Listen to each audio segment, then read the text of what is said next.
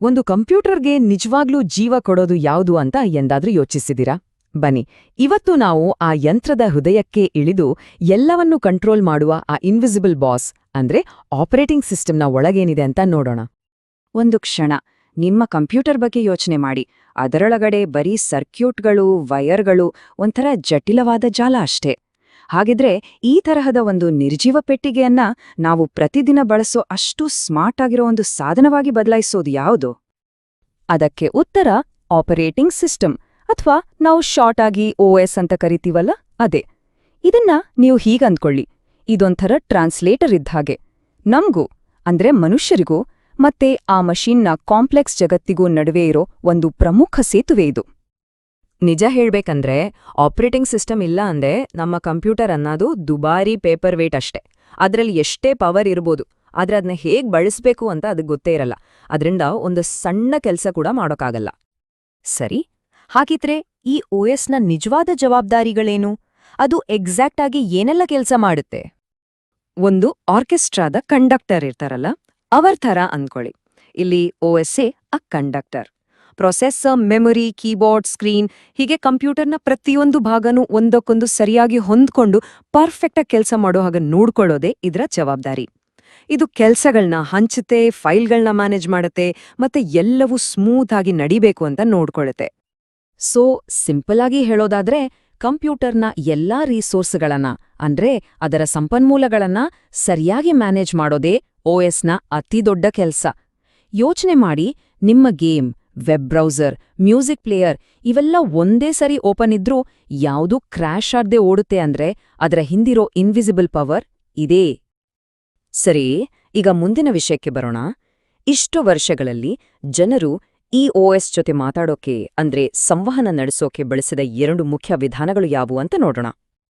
ಈಗ ನಾವು ಬಳಸೋ ಮೌಸ್, ಐಕಾನ್ಗಳು ಇದೆಲ್ಲ ಇಲ್ಲದ ಒಂದು ಕಾಲವನ್ನ ಕಲ್ಪಿಸ್ಕೊಳ್ಳಿ.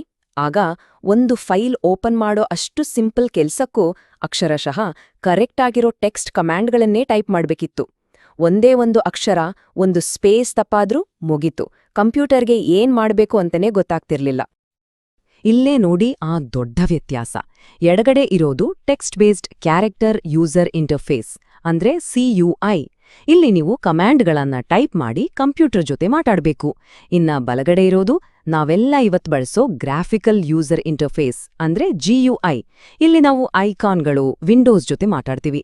ಅಂದ್ರೆ ಸಿಂಪಲ್ ಆಗಿ ಕ್ಲಿಕ್ಕು, ಡಬಲ್ ಕ್ಲಿಕ್ಕು, ಡ್ರ್ಯಾಗು ಇಷ್ಟೇ. ಈ ಕಾನ್ಸೆಪ್ಟ್ಗಳನ್ನ ಪ್ರಾಕ್ಟಿಕಲ್ ಆಗಿ ನೋಡಕ್ಕೆ ಬನ್ನಿ. ಇತಿಹಾಸದಲ್ಲೇ ತುಂಬಾನೇ ಫೇಮಸ್ ಆಗಿದ್ದ ಆಪರೇಟಿಂಗ್ ಸಿಸ್ಟಮ್ಸ್ಗಳಲ್ಲಿ ಒಂದಾದ ವಿಂಡೋಸ್ 7ರ ಒಂದು ಚಿಕ್ಕ ಟೂರ್ ಹೋಗ್ಬರೋಣ. ವಿಂಡೋಸ್ 1985ರಲ್ಲಿ ಶುರುವಾದಾಗಿನಿಂದ ತುಂಬಾನೇ ಬದಲಾಗಿದೆ. ನೋಡಿ, ಈ ಟೈಮ್ ಲೈನ್ನಲ್ಲಿ ಮೊಟ್ಟಮೊದಲ ಬಾರಿಗೆ ಸ್ಟಾರ್ಟ್ ಮೆನು ತಂದ ಕ್ರಾಂತಿಕಾರಿ ವಿಂಡೋಸ್ 95 ಇರ್ಬೋದು, ಅಥವಾ ತುಂಬಾನೇ ಸ್ಟೇಬಲ್ ಆಗಿದ್ದ ವಿಂಡೋಸ್ XP ಇರಬಹುದು. ಪ್ರತಿಯೊಂದು ವರ್ಷನ್ ಕೂಡ ನಾವಿವತ್ತು ನೋಡ್ತಿರೋ ವಿಂಡೋಸ್ 7ಗೆ ಒಂದು ಗಟ್ಟಿ ಅಡಿಪಾಯ ಹಾಕ್ಕೊಟ್ಟಿದೆ. ನಾವು ಕಂಪ್ಯೂಟರ್ ಸ್ಟಾರ್ಟ್ ಮಾಡಿದ ತಕ್ಷಣ ನಮಗೆ ಕಾಣೋದೇ ಇದು, ಡೆಸ್ಕ್ಟಾಪ್. ಇದನ್ನ ನಮ್ಮ ಡಿಜಿಟಲ್ ವರ್ಕ್ ಸ್ಪೇಸ್ ಅಂತಾನೂ ಕರಿಬಹುದು. ನಾವು ಯಾವುದೇ ಕೆಲಸ ಶುರು ಮಾಡ್ಬೇಕಂದ್ರೂ ನಮ್ಮ ಸ್ಟಾರ್ಟಿಂಗ್ ಪಾಯಿಂಟ್ ಇದೆ. ಈ ಡೆಸ್ಕ್ಟಾಪ್ ಮೇಲೆ ನಮ್ಗೆ ಚಿಕ್ಕ ಚಿಕ್ಕ ಚಿತ್ರಗಳು ಕಾಣುತ್ತವಲ್ಲ, ಇವನ್ನೇ ಐಕಾನ್ಗಳು ಅನ್ನೋದು. ಇವು ನಮ್ಮ ಪ್ರೋಗ್ರಾಮ್ಗಳಿಗೆ, ಫೈಲ್ಗಳಿಗೆ, ಫೋಲ್ಡರ್ಗಳಿಗೆ ಒಂದ್ ರೀತಿ ಎಂಟ್ರಿ ಗೇಟ್ ಇದ್ದ ಹಾಗೆ. ಕೆಲವಕ್ಕೆ ಒಂದು ಪುಟ್ಟ ಬಾಣದ ಗುರುತಿರುತ್ತೆ ನೋಡಿ, ಅವೆಲ್ಲ ಶಾರ್ಟ್ಕಟ್ಗಳು. ಇನ್ನು ಕೆಲವು ನೇರವಾಗಿ ಆ ಪ್ರೋಗ್ರಾಂ ಅಥವಾ ಫೈಲನ್ನೇ ತೋರಿಸ್ತವೆ. ಇನ್ನು ಸ್ಕ್ರೀನಿನ ಕೆಳಭಾಗದಲ್ಲಿ ನೋಡಿ, ಒಂದು ಉದ್ದನೆಯ ಬಾರಿದೆ, ಅದೇ ಟಾಸ್ಕ್ ಬಾರ್.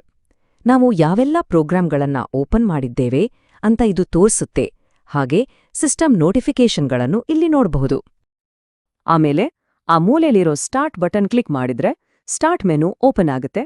ಇದು ನಮ್ಮ ಕಂಪ್ಯೂಟರ್ನ ಒಂದು ಸೆಂಟ್ರಲ್ ಹಬ್ ಇದ್ದ ಹಾಗೆ. ಇಲ್ಲಿಂದ ನಾವು ಆಲ್ಮೋಸ್ಟ್ ಎಲ್ಲವನ್ನೂ ಆಕ್ಸೆಸ್ ಮಾಡಬಹುದು.